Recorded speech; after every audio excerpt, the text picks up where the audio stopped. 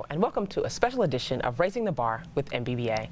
I'm your host, Adeola Adejobi, with co-host Jason Clark, president of the Metropolitan Black Bar Association.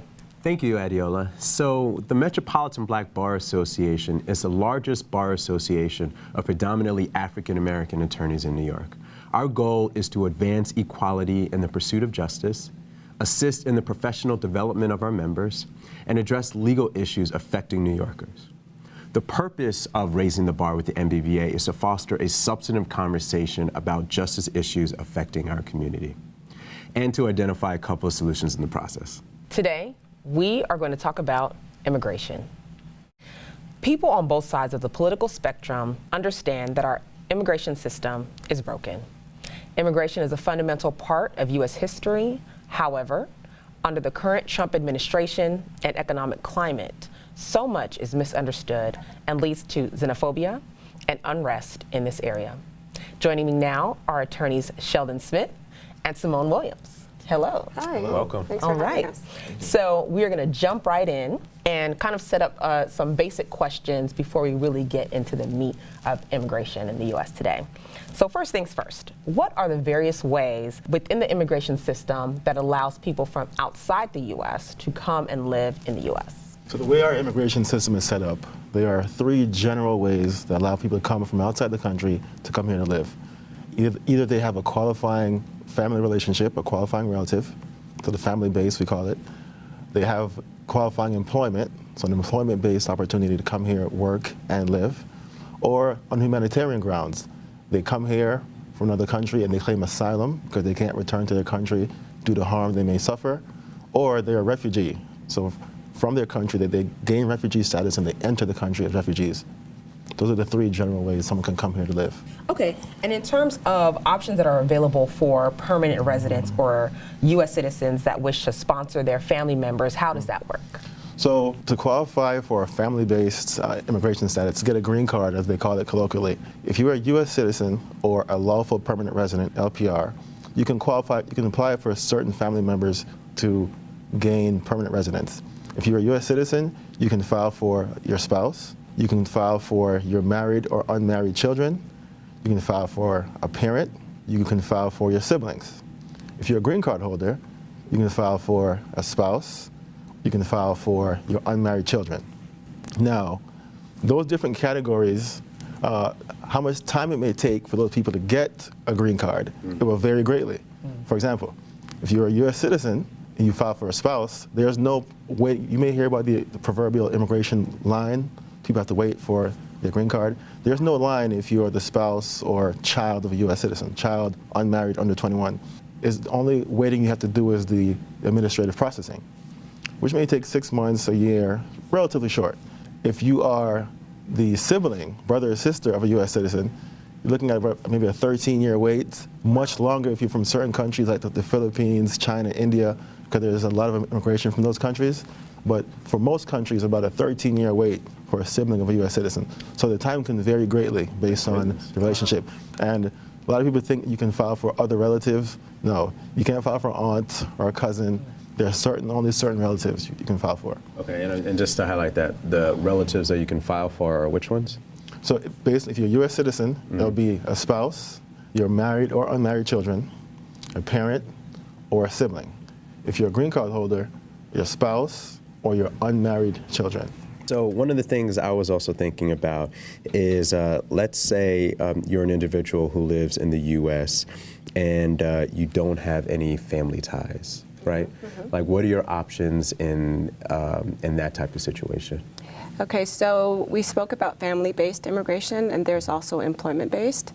So basically the qualifying employment categories that would allow you to live here, but you have to work here. Right. If you get a job offer from somebody, if you go to school as well, you can also stay in the United States. Also, there's the category of asylum or refugee status. So if you have no family members, but there's some issues back home, some political turmoil and those kind of things, you could also apply for residency in the United States. So outside of family, there's employment, schooling, or asylum or refugee status. Okay. And also add to that, if you don't have any employment or if you don't have any family, there's something called a diversity visa, which means that so there's a provision in U.S. law that allows for people from certain countries that are typically underrepresented in our immigration, the flow of immigration, to essentially win a lottery. And they could migrate here without any work ties or family ties. Obviously, when they come here, they can get work authorization, they can begin working. But the diversity visa is not tied to any family you already have here or any employment you have here. You don't need to be a refugee. So the numbers are smaller, but it's definitely something that people who don't have any ties can use. And in terms of statistics, I mean, it's a lottery, so the U.S. government has a lottery to enter the United States, but we're looking at countries like Ukraine, Kazakhstan, New Zealand, I think Sheldon had mentioned. So they're countries that are really underrepresented in the United States. Right. And then for something like that, I mean, how long, let's say I am in the Ukraine, and let's say I do win this lottery, like how long should I expect that the whole process will take before I get started? That's a good question. So you have to apply 2 years in advance, 2 years, and it's only open between a 1 month period in October and November. Oh, wow. October 15th, November 15th. That's the time you have to apply. And then you get your number selected. Then you would be eligible to enter after 2 years. And so what about the student visas? Because that's pretty big in some countries as well in terms of people coming to the U.S. I guess, what's the process around that? Well, that's a very interesting question. So, of course, you have to be accepted into a U.S. University or institution, right? And so they apply, the university applies for your visa, and they take care of that. Oh, wow. But the issue that's happening a lot is that we have a lot of foreign students that don't have who would like to stay here and work here and live here, and it's hard for them to get a visa because the visa that they usually are eligible for is called an H-1B visa. That's a worker's visa. That's for professional workers that have a U.S. degree. Okay. And what's happening is an H-1B is subject to a lottery as well. There's only 65,000 visas that are issued per year, and there's about 235,000 applicants. And so it's hard to get that visa. So what happens to all these students that have worked, went to school here, and now are looking for a job here, and they only have so many choices. So that's caused quite a bit of a dilemma for a lot of students to stay here after school. I totally agree. I mean, even just so you're saying it, I know when I was in college, like one of my roommates was here from Singapore, and he had a job at least for a little while, but as soon as that was no longer an option, he didn't have any options himself. He had to go back. And I just remember, I didn't know all the details of, the whole visa process, because even as we're going through this, it's just so much there's a lot to really learn and get a strong grasp for. But it's certainly difficult. Another type of visa that I know is out there are the temporary visas, right? So I think we're going to be going through a lot of different visas out here. But tell us a little bit about that so people will know exactly what the difference is there. And then maybe if you could also go into a little bit more about what happens if you're on a temporary visa and you end up overstaying your time. Well, I'll start talking about probably the most common temporary visa. It's referred to as the B visitor's visa, B1, B2. B1 will be people who visit the United States for business reasons, maybe a conference, something like that.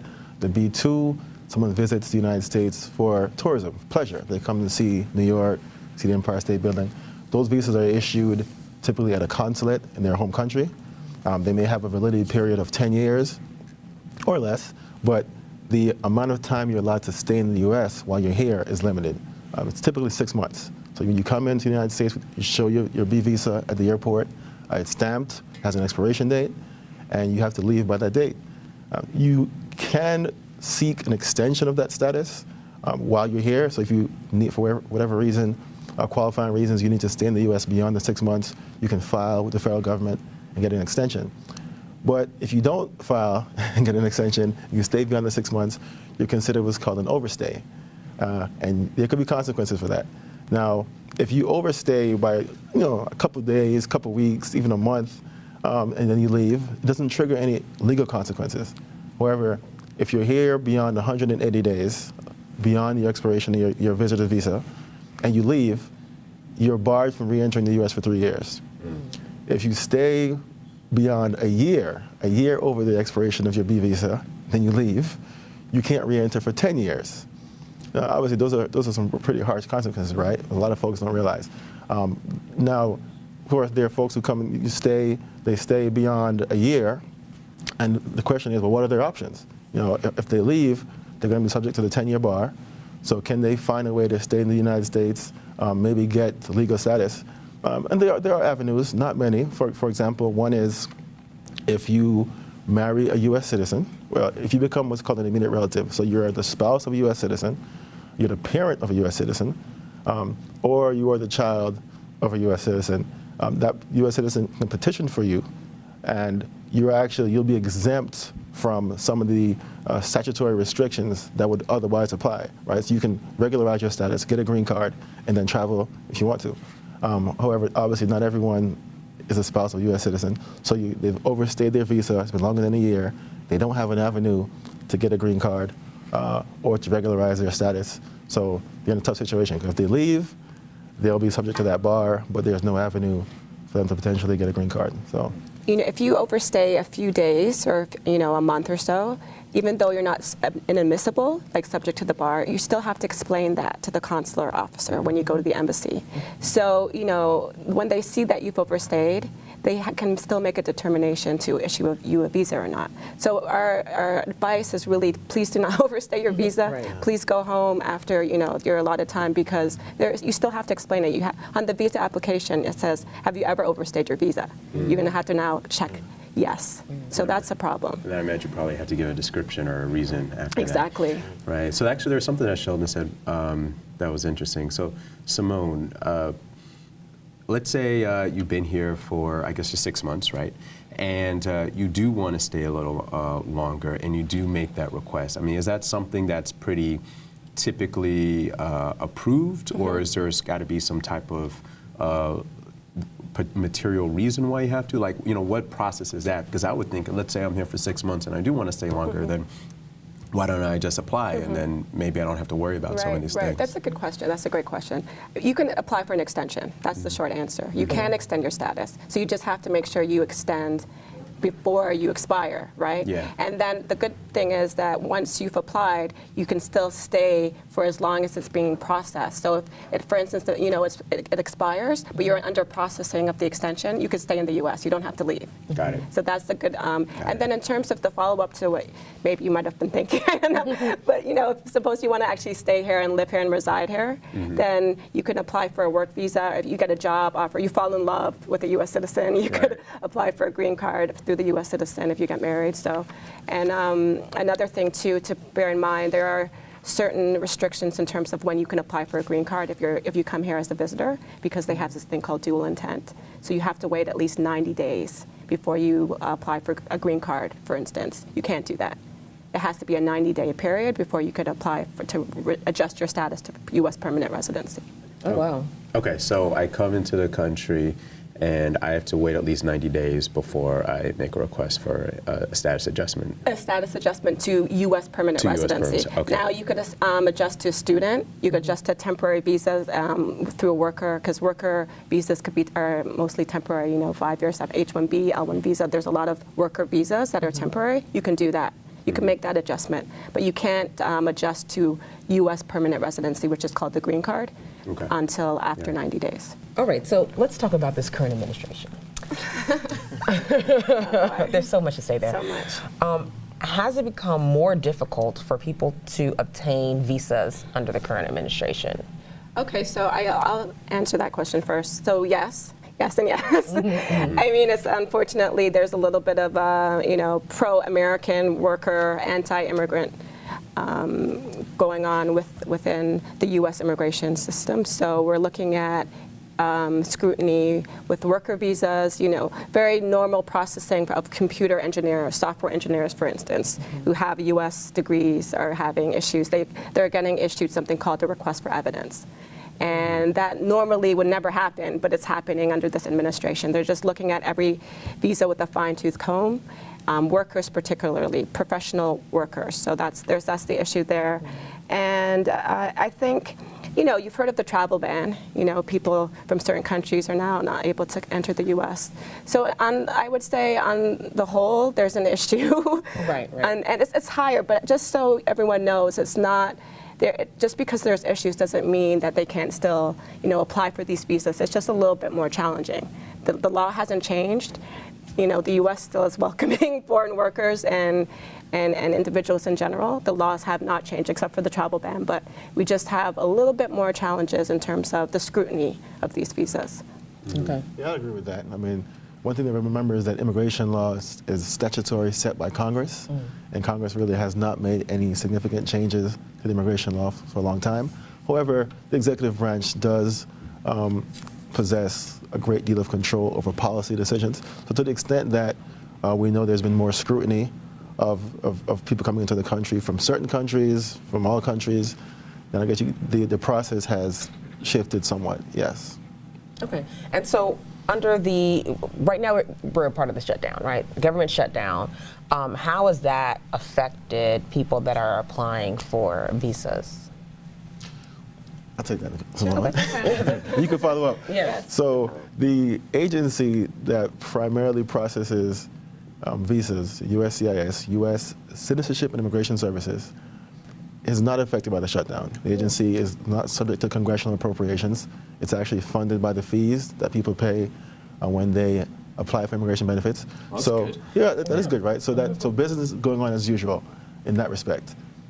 One significant sector of immigration that has been affected is the immigration courts. Immigration courts are part of the Department of Justice. My understanding is that many of them, most of them across the country, have been delaying cases, continuing cases. They have not been in operation during the shutdown. So there's already a significant backlog in the immigration courts. So that backlog will probably get a bit worse.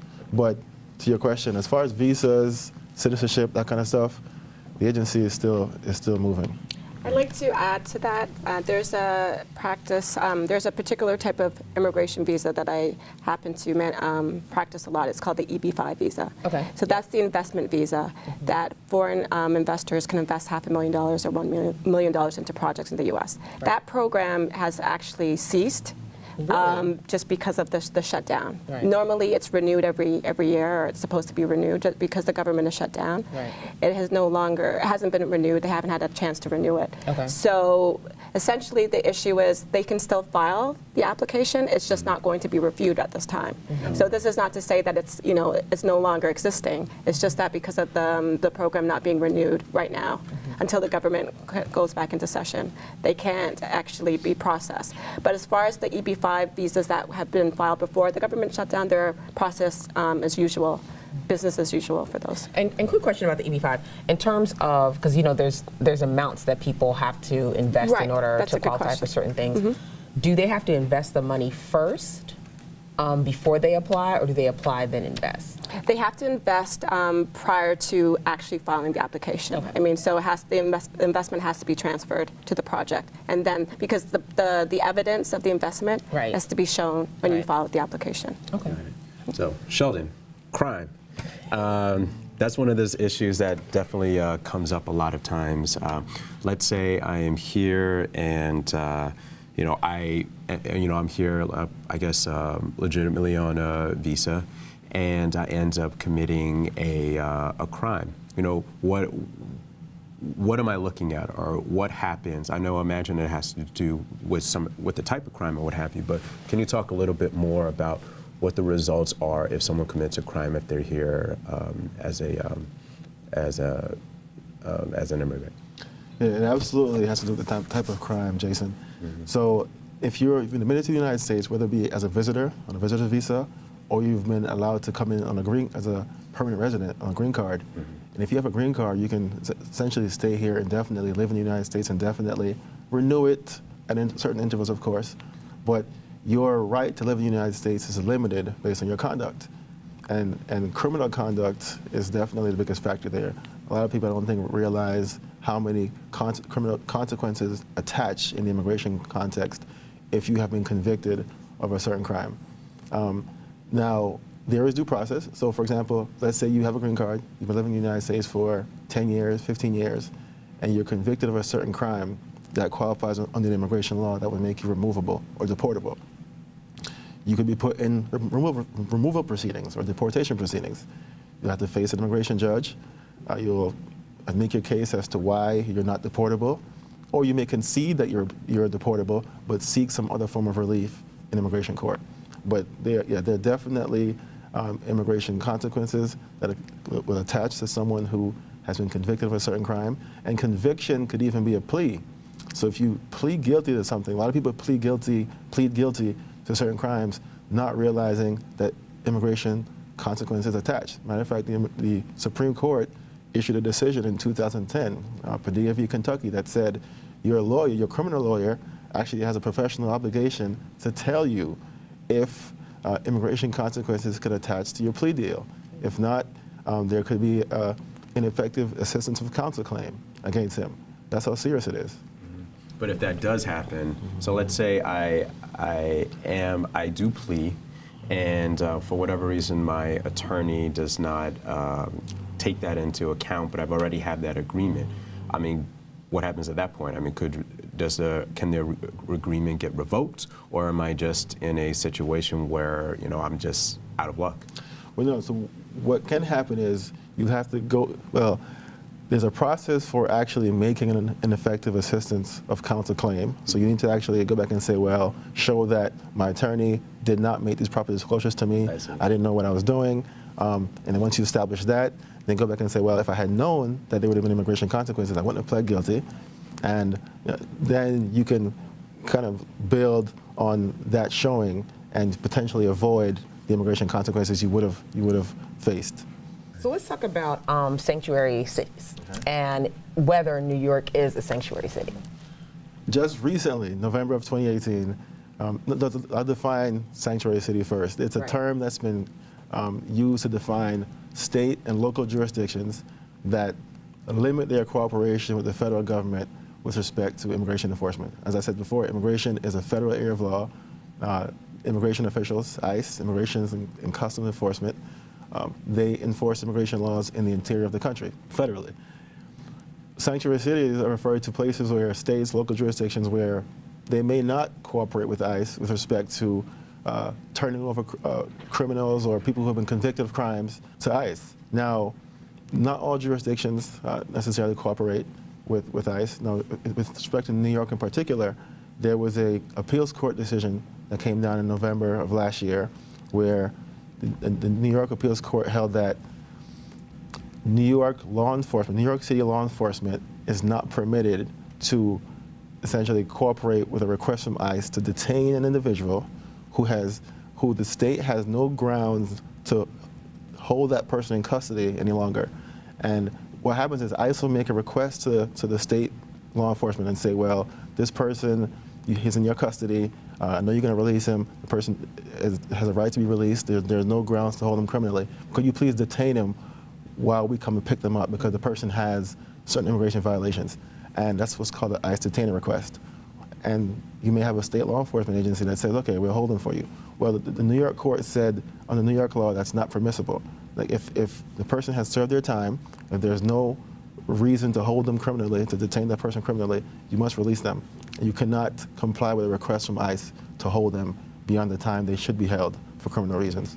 And I'm sorry, so we're talking about when someone is already incarcerated, or are you talking about when someone gets arrested? It's well, in both situations, both instances, both. So in the situation where someone's been incarcerated, what you'll see is the person is approaching their release date. Mm-hmm. So they've been incarcerated for a while, and ICE will send a detainer request saying, oh, this person's going to be released on next date, or we can't pick them up until maybe a couple of days after, or however long the time may be.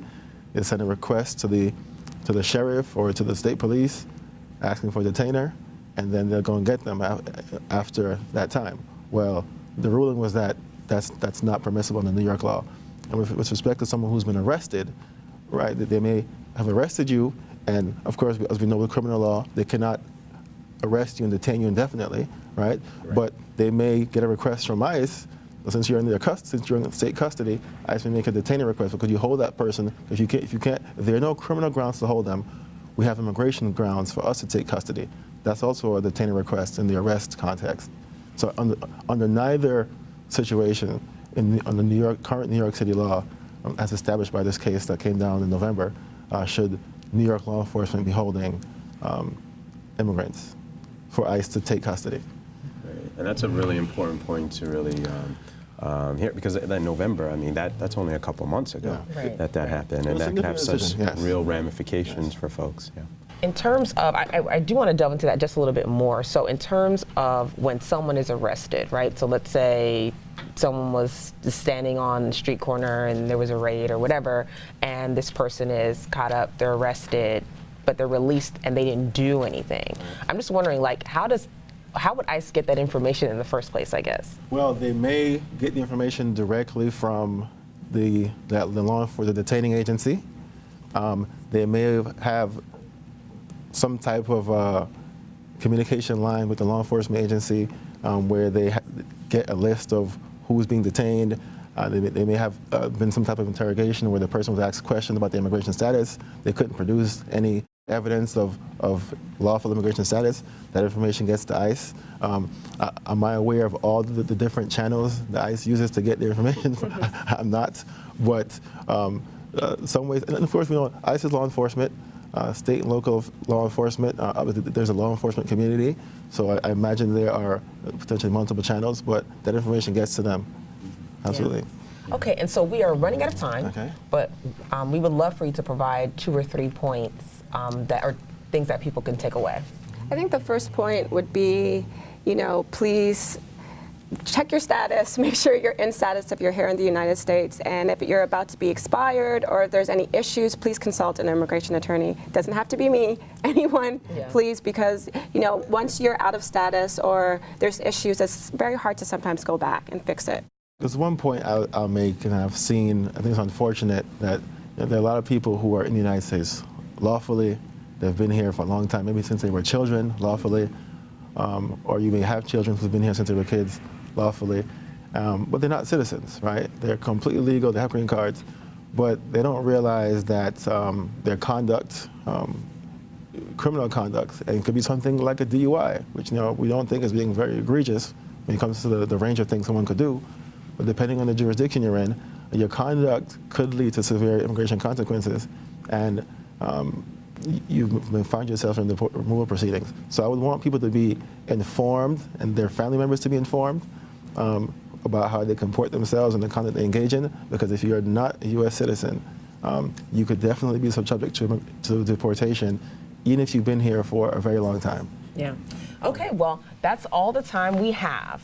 Thank you for watching this special edition of Raising the Bar with MBBA on Manhattan Neighborhood Network. Thank you. Goodbye. Thanks, guys.